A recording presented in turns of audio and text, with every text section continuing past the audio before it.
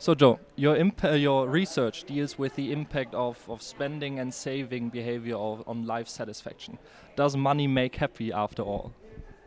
So for a long time, we used to think that money didn't ever lead to happiness unless you were very poor.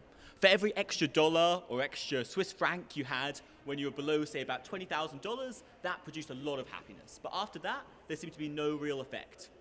But what lots of my research shows is that it depends on how you spend that money. Each of us has a limited portfolio of spending, a limited amount that we need to decide how to allocate across categories. Now, what kind of portfolio of spending would maximize happiness?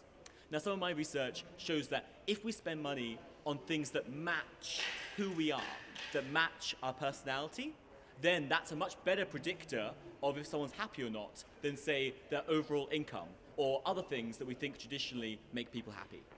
So how do I need to spend my money in order to be more happy? So it depends on who you are. I think that traditionally there have been some findings previously about certain types of spending that make people happy.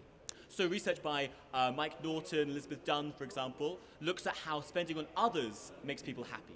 Or how if we have variable spending, if we spend on lots of different things, because then we adapt to that spending less quickly. But really what I show is that there can't be one rule for everyone. Surely Ebenezer Scrooge is not going to be made more happy by spending on others. So if there's not one rule for everyone, then each person's unique. So each person's personality profile, how outgoing they are, how organized they are, how nice they are, all these different traits will lead to determining what kinds of spending make them happiest. And is it possible to conclude that your research indicates that we should not just spend more money, and rather we should also save more money, because you also do some fascinating research on saving on life satisfaction? And would that be at odds with the current ambition of most states to boost GDP? So really, if countries do want a short-term boost in GDP, then just from consumer spending, then they're really playing a very dangerous game.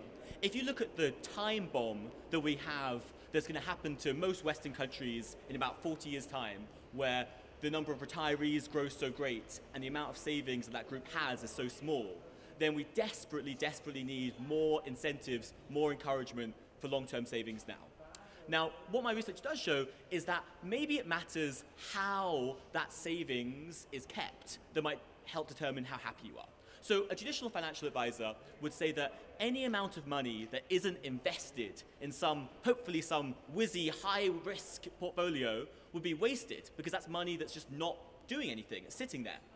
But what I show in my research is that actually having money sitting in the bank might itself be a very powerful way of increasing people's well-being.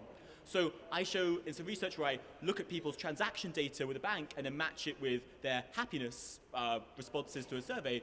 I show that the amount of money that's sitting in your bank is a better predictor of your happiness than your overall pension fund, than your income, than all these other forms of wealth that we think matter.